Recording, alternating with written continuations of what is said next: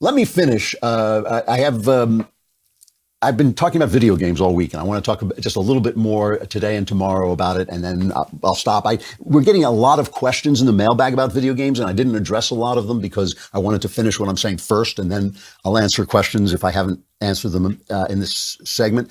I was talking about the way in which, because I was young and starting my life, that video games would come in and out of my life. I would see the great leaps that they had taken, and then get addicted to a new one like Super Mario or Space Invaders, and then get tired of that. I'd stop playing for a while, and then suddenly I'd stumble on this new advance. And that went right on into when I left America and I moved to England. I stopped playing. I was working so incredibly hard, trying to establish and build on my writing career and trying to support my family, that I wasn't really playing any games. And one day I walked into a stationery store back on the days when they had stationery stores, and there was a bargain bin, 5-pound bargain bin, and in it was the game Diablo, the computer game Diablo, which is an amazing, amazing game. Now you have to remember, the last thing I'd really seen up close was Super Mario. So I had not seen this incredible new advance in animation, in reality, in specificity that Diablo had. A story about a guy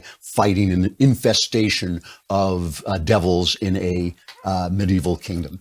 And I brought that home. It was 5 pounds, right? So it was on sale. So I brought it home, popped it into my computer at work, which was a major, major mistake, because I started playing, well, I'll just play it for 10 minutes when I take a break from time to time. Then I was playing it my entire lunch hour. And then now and then it would go past my lunch hour, where I was hitting the mouse so much, because that's how you fight in Diablo on PC. You hit the mouse. I actually busted the mouse. But then this is when I realized, oh, wow, this is going to be an art form. This is going to be a way of telling stories like none before. I remember going to a store. I love Diablo so much. I was like, please, sir, may I have something else like this?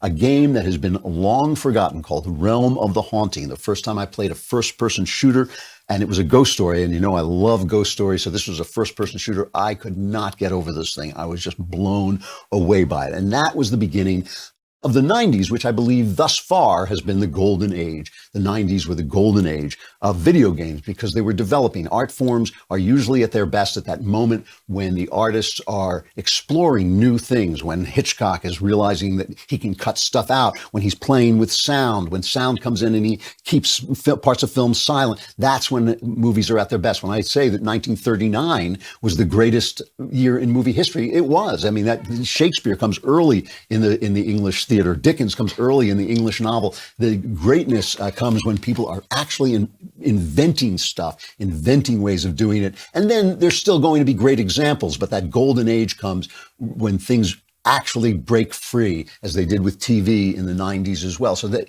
in the late 90s, early 2000s.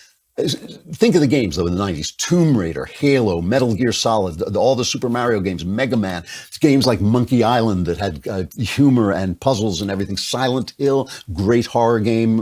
Resident Evil, Apocalypse, talking about Bruce Willis. Bruce Willis voiced that, one of the first major stars to be in a game. I was playing them all. So I was playing everything, got a platform at home, had to take it out of work so I wouldn't waste my work day, but I was coming home, was playing it with my daughter, playing it with my son. And when I saw about it, you know, there had been all this talk about hypertext fiction, that once there was a hypertext where you could press a button and leap from space to space, you'd be able to create new stories that didn't have a single thread. Well, it turns out that people like a single thread. They want to be told stories. But what was different about video games was that video games, like the movies, are essentially a visual art. They're essentially a visual art. The thing about movies is it's really, they tell stories through pictures. This was Hitchcock's great discovery, that sound was not necessarily the kind of innovation it would be at the theater, say, where everything is really the language. In movies, it really is what you're watching. And that's why screenplays have gotten shorter and shorter. They're half as long now, even more than half as long than they were during the golden age of film, when people were talking a lot.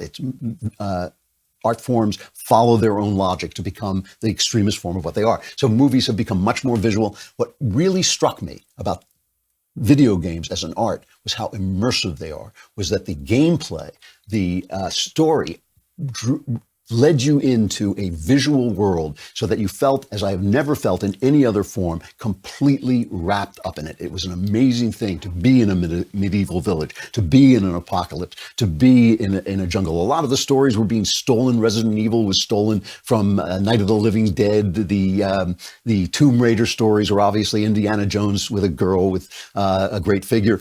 But it was the way that the gameplay neutralized your disbelief and drew you into this amazing, amazing visual world. As that developed, I started to notice that there were limitations to the way video games could tell stories. And I think that's what we're coming up against now. And I'll talk about that tomorrow at the end of the week. I've gone over. I've got to stop. This is Andrew Klavan. This is the Andrew Klavan Show. See you tomorrow.